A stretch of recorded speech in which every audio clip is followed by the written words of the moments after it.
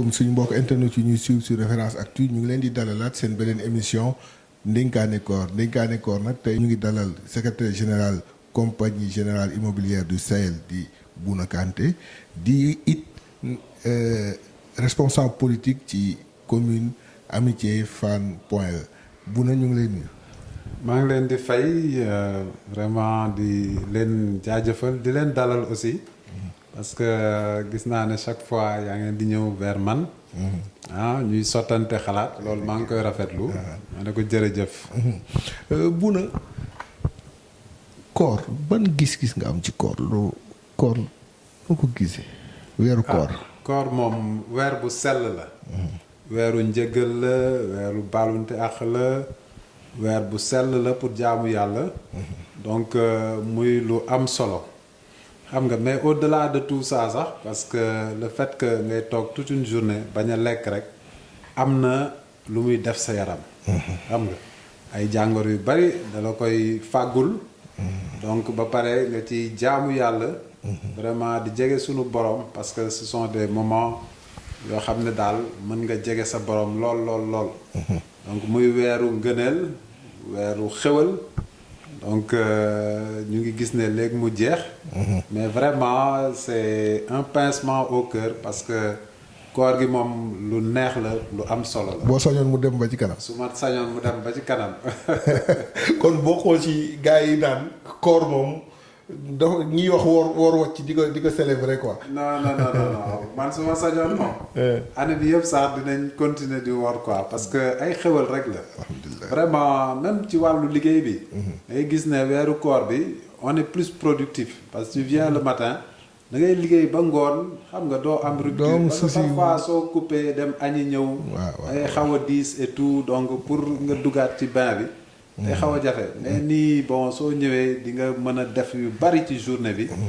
te loolu lu am solo la. lu am solo la mais ci weeru koor bi ak liggéey bi. ak activité politique yi. organisation bi nan ngay organiser woo. non foofu la gën a yombee comme ni ma koy waxee tout à l'heure weeru koor bi moom soo ñëwee le matin di nga mën a organiser wu planifier sa journée de telle sorte que li nga bëggoon def yëpp di nga ko def. tu as plus de temps tu es plus disponible. Les week-ends aussi gis naa ne au niveau des activités politiques on a plus de temps pour aller vers la population waxtaan ak ñoom échanger ak ñoom. Donc les gens sont disponibles, les gens sont plus réceptifs, sont plus accueillants parce que le temps vraiment dañ koy am jot bi. Ce qui fait que daal weeru koor bi daal vraiment weer bu sell la. Et puis weer boo xam ne dina am temps bu bari pour def li nga war a def toute la journée. Donc soo ko planifier moom au niveau du travail, au niveau des activités politiques. di nga am lu bari. weeru koor c'est vrai que c'est bien santé bi mais weer boo xamante ne jaamu yàlla la. dañ ko ci weer yëpp weeru jaamu yàlla la waaye bii nag dañ ko ci gën a bëgg nga nekk koo xamante ne da nga dund à l'extérieur ay at yu bëri. mais tu es parvenu. li nga fa yàgg yëpp nga garder sa diine. garder sa identité. weeru koor à l'extérieur noo ko doon dundee ba parvenir à garder sa identité boobu. waaw dañ koy santé sunu borom quand même parce que du jàmbaar sunu borom rek moo ñuy dimbale. et puis bon xam nga tamit soo nekkee taalibe murid di dund la philosophie murid. day am lu bari lu muy def ci yow.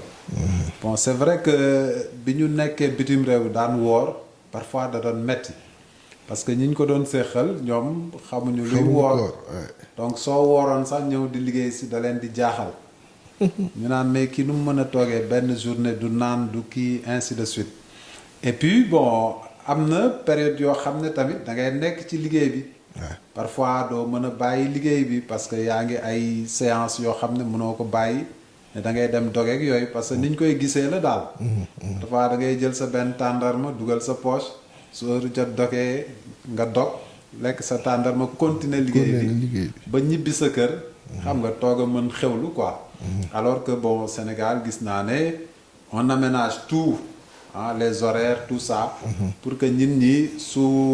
weeru koor gi jotee ñu mën non seulement di pratiquer seen diine ni mu ko waree et puis su ndog jotee aussi ñu mën di dog xam nga ni mu ko waree alors que à l'étranger nag malheureusement yooyu yëpp amu fa yooyu amu ci xam nga moo tax daal sant yàlla la sant yàlla Sénégal moom loolu laay faral di wax saa su ne yàlla daf ñu dimbale vraiment li fi am amul fenn waaw diine bi aussi gis nañ ne yàlla wàccee na fi ay nitu diine yu am maxaama yu kawe te dëkk bi dafa neex a jaamu yàlla macha allah vraiment daal koor gi ñu ngi ñaanal yépp di ñaan suñu borom nangul ñu suñu koor lépp lu ñu def ci lu baax suñu borom ful ko amiin def ko ay xéwal yu bari et puis profiter ci occasion pour ñaanal le président de la République son excellence monsieur Macky Sall yàlla defal ko jàmm defal ko ndam ci li mu yor nii parce que Sénégal bon yombul mais toujours rek avec de la persévérance et puis xam fi mu jëm je pense que dina mën a am ndam ci liñ ko jox nii c'est-à-dire mu téye bopp réew mi donc ñu koy ñaanal vraiment lépp yomb ci moom et puis lépp lu muy dugg rek yàlla defal ko ci ndam mais diine boobu noonu yow sa relation ak diine spiritualité boobu noonu nan nga koy dundee surtout ci weeru koor nga xam dañuy laaj nga nafaraat téere yi nafaraat xasida nafaraat alquran di taxawal ay xiyaamu lay di loolu yooyu yëpp spiritualité boobu nan nga koy dundee waaw xam nga affaire bi moom man sama équilibre ñetti yëf la rek c'est-à-dire le travail diine bi sax moo njëkk a jiitu diine bi liggéey sport mooy sama équilibre mooy sa équilibre donc diine bi moom comme ni ma koy waxee même bu dul weeru koor sax ñun si loolu lañ ñu tàggat dañ ci war a sax saa su ne di def lu baax di wax lu baax di jublu si lu baax xam nga donc dañu am chance comme ni ma koy waxee man fi ma yaroo Gaynde Fatma moo ko sanc muy Sicap Serigne Cheikh donc ñu tàggat ñu ci yoonu murit bi ñu nekkee xale très tôt waaw ñu jàngal ñu alxuraan ba pare jàngal ñu nag xasida yi ñu ciy durus bu baax weeru koor gi nag c'est l'occasion d'avoir cette introspection gën a duggaat ci diine bi nafaraat téere yi jàppaat ci xasida yi bu baax parce que sëñ Touba loolu la ñu lege tey waaw man rek weeru koor bi noonu laa koy doxalee su ma jàngee alxuraan jàng samay xasaayit di sant suñu borom bu baax a baax ci xewal bi mu ñu def rek donc loolu la et puis soo amee temps dem booru géej def un petit peu de sport parce que ça équilibre aussi quoi c'est l'occasion aussi voilà d'être en famille et puis de partager certaines choses weeru koor aussi diine la mais diine ak solidarité ñu ànd ñu gis ni parfois niveau yi tolloowuñu doole yi tolloowuñu dimbalante ñu gis ni sénégalais yi jël nañ ko ñu ngi koy def même si des parfois dañ koy désorganiser mais ñu ngi koy def est-ce que nan nga gisee taxawaay sénégalais yi sa taxawaay yow parce que yàgg nga ko def même bu dul weeru koor ci ñi nga xamante ne soxla nañ ko leen dimbali waaw donc bon weeru koor bi moom c'est vrai que c'est l'occasion aussi d'œuvrer dans le social def ay action yu rafet pour dimbale suñu concitoyens yi jàppale leen parce que loolu rek moo ci am solo donc même sama commune bi may yëngatu muy Fann Amitié Point E organiser nañ fa ay ndogu yu am solo Sicap Rudis Sicap Serigne Cheikh woo vraiment toute la population partager ces moments de solidarité xam nga et puis vraiment muy affaire bu rafet ñëpp rafetlu ko et puis xool aussi ñi néew doole tuuti ñu yóbbu leen ay saako ceeb ay suukar jàppale leen daal waaw loolu daal jot nañ ko def ci weeru koor gi parce que président tamit loolu la ñu sant ñu jege askan wi jege population bi vraiment di leen dimbale as néew li ñu am daal ñu ngi koy bokk ak suñu mbokk di ko bokk ak suñuy dëkkandoo te dañ ko gën a yaatal ci weeru koor bi waaw Bouna Kanté son histoire ak weeru koor wala ses histoires ak weeru koor si ba ngay nekk xale c'est vrai que wax nga ko Rudis si Cap Serigne Cheikh nga juddoo fa nga màggee mu nekk nan nga dundee sa xale ay anecdote weeru koor wooru gàlle yeeg dem géej ak dem piscine Mermoz ak yooyu noonu. non loolu am na solo xam nga ñun bi ñu nekkee xale dañ bëggoon football. dañ doon toog toute la journée di football quoi. léegi am na jour yoo xam ne nag bon dañ doon football naaj bi day tàng trop soo footballee ba pare da ngay mar naan quoi xam nga donc parfois nag am na benn école bu nekkoon foofu école Rudis lañ koy tuddee. foofu lañ doon footballee quoi. foofu lañ tuddee woon Wembley à l'époque. xam nga léegi suñ footballee nag ba ay 14 heures 15 heures naaj bi day tàng. dañuy laxatu rek dugg ci douche yi foofu naan ndox ba sunu xol sedd. génn yëgal seen match. après eggali match bi soo demee kër ga nag mais nu ko woor toog et puis su ndogu jotee nga ndogu comme ñëpp xam nga. et puis voilà mais wooru gàlle moom dañ ko doon def quoi. parfois ñu dem géej aussi. ci yoon bi mu am fuñ jàdd xam nga. dem si mbëjun. gannaaw teeru bi noonu. nga dem su mbëjun taay ay ton su ton tuuroo na. jënd suñuy ton laaxatu xam nga. lakk suñuy ton def ci ay limon ak ay kabar. dóor ba yàlla defal ñu jàmm. après ñibbi kër ga toog. mais yooyu ay anecdote la temps booy. donc yu ñu doon def quoi. ñëpp jaar nañ ci. et puis loolu la quoi. te dama am solo sax dala doon jàppale nga jàng weer koor quoi. effectivement dalay kii après boo ko. parce que soo nekkee xale nag woor day nekk lu metti quoi. parce que xale moom toog toute une journée sans manger. loolu sax mën nga ko kii mais le fait que doo naan. dañ doon bari activité dañ doon yëngatu. non xale du toog. waaw dañuy football fii daw fii kii parfois nag naaj bi tàng nga mar lool. jóge Sicap rek dem Soumbédioune. waaw Soumbédioune dañ ko doon dox en plus. ce qui fait daal yooyu jot nañ ci jaar quoi. jot nañ ci jaar muy ay souvenirs de notre jeunesse. et puis ce qui nous a beaucoup marqué xam parfois nag parents yi sax dañ ñuy xool. xam ne tuñ yi wowul quoi xam ne booy bi am na fu mu jaar mais dañuy bàyyi mu jàll. dañuy comprendre quoi dañuy comprendre quoi ah. parfois paa bi ne ma waaw mais alors koor gi tey nu mu demee ma ne ko papa non koor gi dafa metti quoi mu ne ma woy koor gi metti na mais da lay leer ne moom. xam na ne que. wax na la implicitement. wooroo quoi donc loolu la quoi. muy ay moment vraiment yu. mu nekk moment yu neex quoi. ay souvenir quoi ay souvenir. xam nga parce que weeru koor nga doon am temps di toog ak njaboot bi. xam nga di leen xam nga ñaax si yu bari quoi. donc vraiment. surtout ak mag ñi ni daan organiser seen kër ci weeru koor. tout à fait ñu ngi leen di ñaanal yàlla yokk seen leer. foofu ñu nekk noonu. xam nga yàlla teeru leen ci àjjana yu gën a kawe. am na rabbal xam nga di leen dénk sëñ Tuubaa bi ñu yaakaar. am na rabbal ñu dem ci suñ dernière partie. mooy actualité dinañ ci wax ñaari point benn bi. mooy président. moom ngeen àndal. moom ngeen di liggéeyal. génnee na 450 milliards. pour liggéey jeunes yi. loolu nan nga jàpp lañ ko war a organiser de manière adéquate. ba nga xam ne ñi ko war a jot ko ba nga xam ne. population jeune bi nga xam ne ils sont à plus de 70%. ñu mën a am ay liggéeyu stable. oui donc bon man dama koy rafetlu jël lu tollox 450 milliards dédié ko aux jeunes xam nga sur les années à venir ça c'est important. donc pour cette année-là donc il a prévu 150 milliards. dëggal waaw 150 milliards donc muy affaire bu am solo xam nga loolu comme bu takku la. donc presque pour 6 mois parce que léegi ñu dugg mois de juin. Bon aussi au niveau de la politique yi ñu war a mettre en place au niveau des jeunes il a parlé de territorialisation donc dans les départements dinañ am ay guichets uniques yoo xam ne day réunir ay DER ay 3FPT ay ainsi de suite. pôle emploi voilà pôle emploi yooyu yëpp ay idées yu pertinentes la. xam nga te aujourd'hui comme ni ñu ko waxee une population boo xam ne 70% de la population ay jeunes la.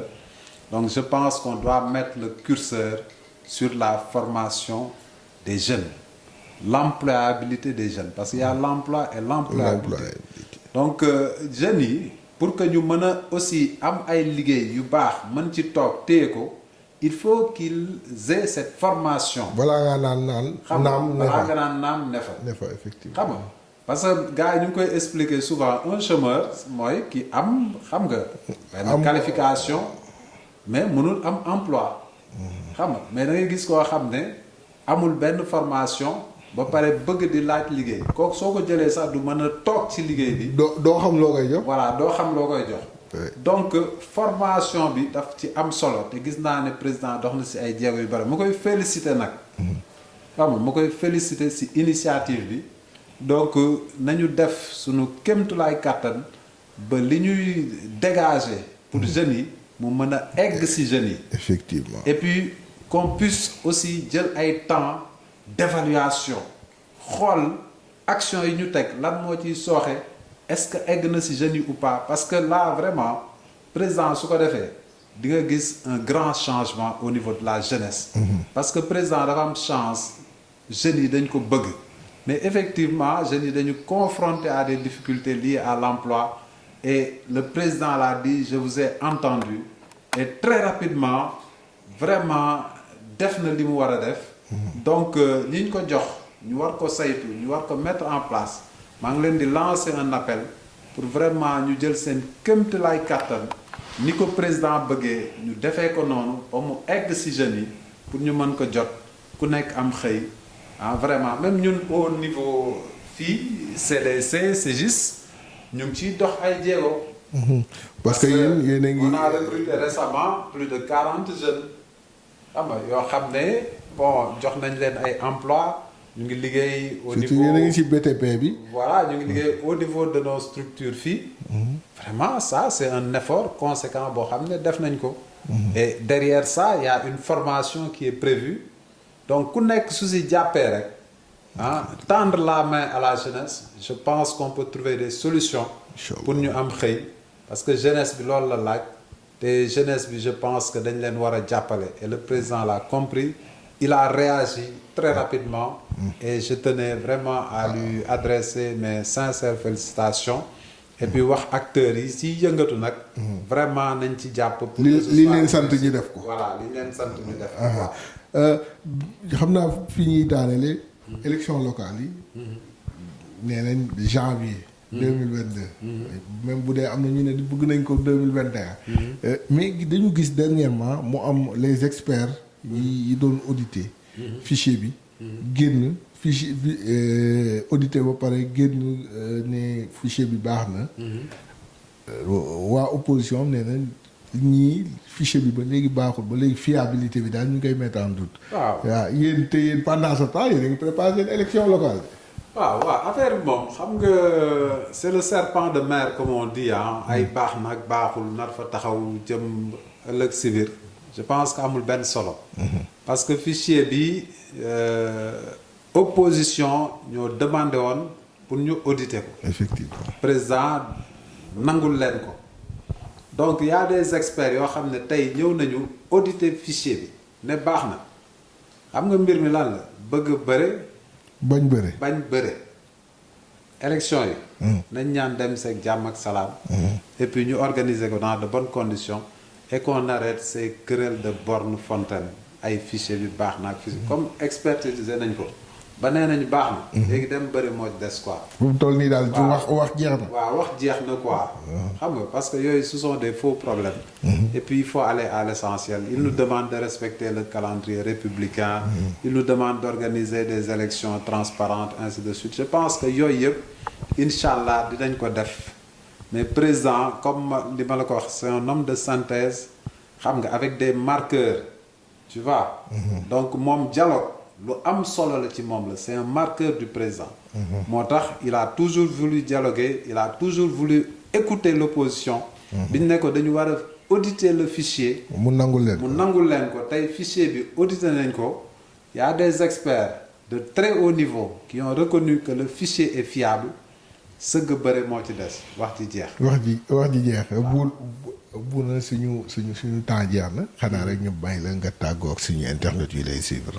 waaw maa ngi rafetlu seen liggéey yéen waa Référence Actu parce que yaa ngeen def liggéey bu am solo vraiment dans l'écosystème gis nañ seen taxawaay te maa ngi leen di continuer di leen féliciter di leen encourager et puis di encourager seen kilifa bi nekk ci bopp société bi muy Mame Goor Diazaka di sama xarit di xaritu président di def liggéey bu am solo ci Sénégal ñëpp nangul ko vraiment je vous souhaite bon vent et bonne continuation Référence Actu moo ko yor.